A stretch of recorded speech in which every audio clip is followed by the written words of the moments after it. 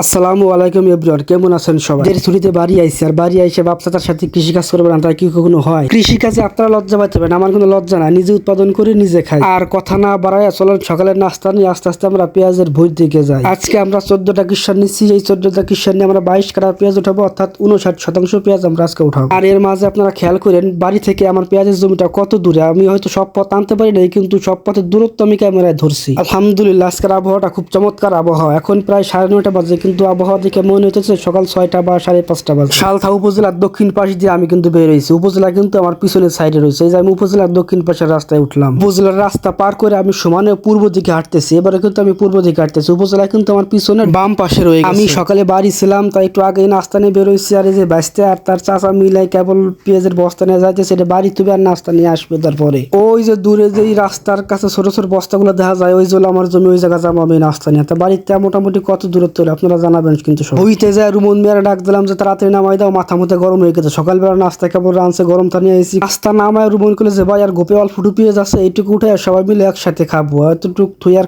আদ দেবো না, একবারে আদ দেবো নাস্তা খাবো। এই যে হইতেছে আমার মাটির তলের লাল ডিম। আলহামদুলিল্লাহ, শতাংশ প্রতি প্রায় 1 বা 1.5 মনের একটু কম বেশি হয়েছে। আল্লাহ পাক যা দিচ্ছে তার দরবারে লাখো কোটি শুকরিয়া। আলহামদুলিল্লাহ। পেঁয়াজের জাত আছে বেশ কয়েক ধরনের, ওই সমস্ত জাতগুলি আরো উচ্চ ফলনশীল, আরো ভালো ফলন হয়। গোপ বাহি যেটুক ছিল সেটুকু উঠে সবাই বসে গেছে নাস্তা খাবার। আমার মতো গ্রামের চাউল যারা, তারা অবশ্যই জানেন ভাই বৈশাখ কিশোরের সাথে নাস্তা খাওয়ার মজাই আলাদা। মা কইছিল বাড়িতে খাই যাবার, আমি বাড়ি না খাই তাদের সাথে খাবার বসে গেছি।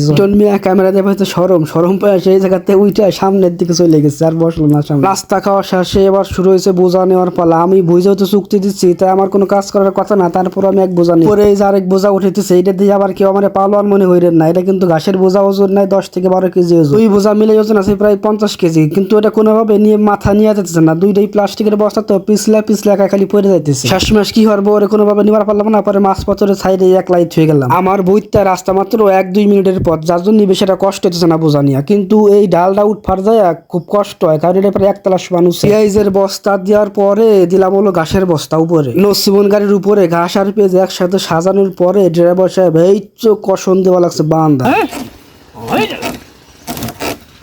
কোন ভিটামিন ডি খাবে?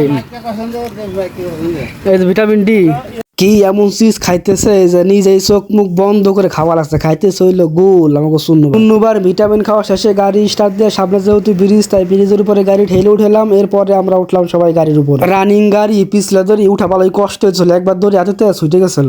ও কাটার খুব ঠিক আছে, ও কাটার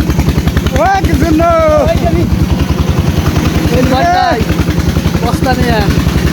এই বছর আমরা নতুন রাস্তা দিয়ে সালতা কলেজ হয়ে পেঁয়াজ নিয়ে বাড়ি এসেছি, কারণ এই পাশে যে রাস্তা ছিল ওই রাস্তাটা মাটি নিয়ে ভেঙে ফেলাইছে। এখন আমরা ঢুকতেছি সালতা সরকারি কলেজের গেট দিয়ে, আর হাতের বাম পাশে যে বিল্ডিং, ওই বিল্ডিংটা হলো সালতা সরকারি কলেজ। থানা, সালতা উপজেলা, সালতা রেজিস্ট্রি অফিস এবং ফায়ার সার্ভিস কিন্তু এক জায়গায়, 4টা অফিস। সালতা সরকারি কলেজ ও সালতা গোরস্থান কিন্তু পাশাপাশি। সালতা হাই স্কুল ও থানার মাঝামাঝি সালতা বাজার। এই দৃশ্যগুলো আপনারা শুধু গ্রামেই দেখতে পারবেন। রাস্তার উপর যত আম গাছ, কাঁঠাল গাছ, বাঁশ ছিল, সব ডালের চড় থাবুর খাইয়ে আমরা বাড়ির দিকে যাইতেছি। আমরা যেহেতু উল্টে দিক দিয়ে আছি, তাই গাড়ি দিক দিয়ে ঢুকবে না। গাড়িওয়ালা গাড়ি ঘুরে এরপরে গাড়ি একবারে বাড়ির ভিতর নিয়ে চলে আসলো। তারপরে আমাকে 2 সুপারম্যান শুরু হলো গাড়ি আনলোড করার মিশন। বস্তা নামাইতে নামাইতে এক বস্তা খুলে লেছে উপরের থেকে। আমরা 2জন নামাইতেছে, আর আমি যা পারতেছি একলা মুখ খুলে বস্তা ডালতেছি। কিন্তু এরকম বেখাও 4টে বস্তা ডাললেই সারাদিন বোঝা যাবে যে দিন কয় ঘন্টায় যা। অন্যান্য যে বস্তা আছে সেই বস্তা এক টানে খালি হয়ে যায়, কিন্তু এই বস্তা নিয়ে 4-5 বার ফালাফালি হলাম, তারপরেও পরে না, একবার হরান হয়ে গেছে। একখান বস্তা ডালবার যাই পরেই না সব। আমিও না সরবান্ধা,